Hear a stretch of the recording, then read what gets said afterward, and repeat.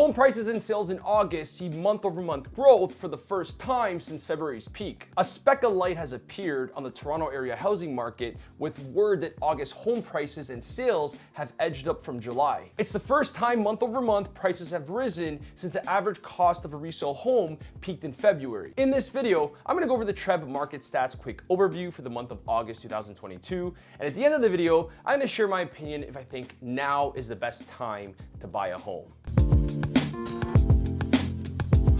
Okay, so now let's hop over to TREB and check out the market stats quick overview.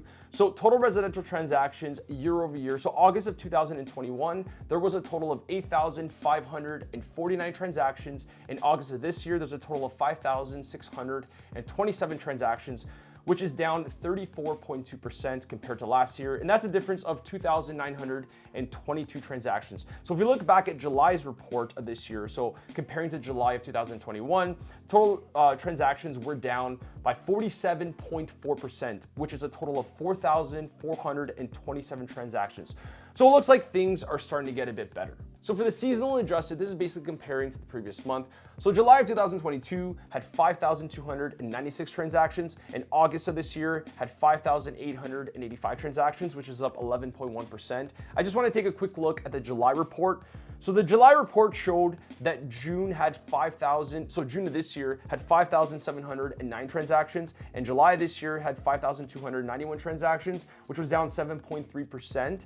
So if we look at, I just want to compare, so August of this year had 5,885 transactions, and June had 5,709. So it does look like there's some more buyers that are entering the market. Let's take a look at the average selling price year over year. So August of 2021, the average selling price was $1,070,201. And August of this year, the average selling price was $1,079,500, which is up 0.9% compared to last year. And that's a difference of $9,299. And for the seasonal adjusted, which is comparing to the previous month, so July this year, the average selling price was $1,107,613. And August of this year, the average selling price was $1,130,463, which is up 2.1% compared to the previous month. And that's a difference of $22,850. Let's check out the total new listings year over year. So August 2021, there was a total of 10,650 new listings.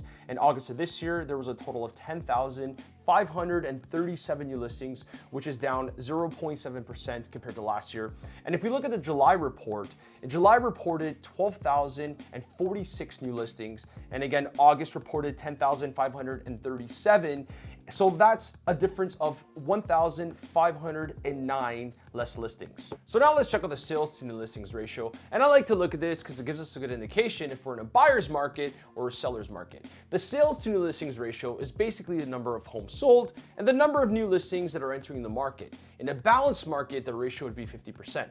So the higher the ratio would imply a seller's market, and the lower the ratio would imply a buyer's market. So if you look at August of 2021, the ratio was 81%, which was a seller's market. In August of this year, the ratio was 53%, which is more of a balanced market, and it's down 28% compared to last year. Now let's check out the property days on market year over year. So August of 2021, the average was 21 days. And August of this year, the average was 34 days, which is up 61.9% compared to last year. And listing days on market year over year. So August of 2021, the average was 16 days. In August of this year, the average was 22 days, which is up 37.5% compared to last year. So it does look like homes are still selling if they're priced right. And if you're in a position that you need to sell your home, my best advice is to make sure that you price your home right and you're working with an experienced realtor. If you need any help, all my info is down below in the description of the video. If I can't help you, I'll find somebody that can. And if you scroll down, you'll see the condominium sales stats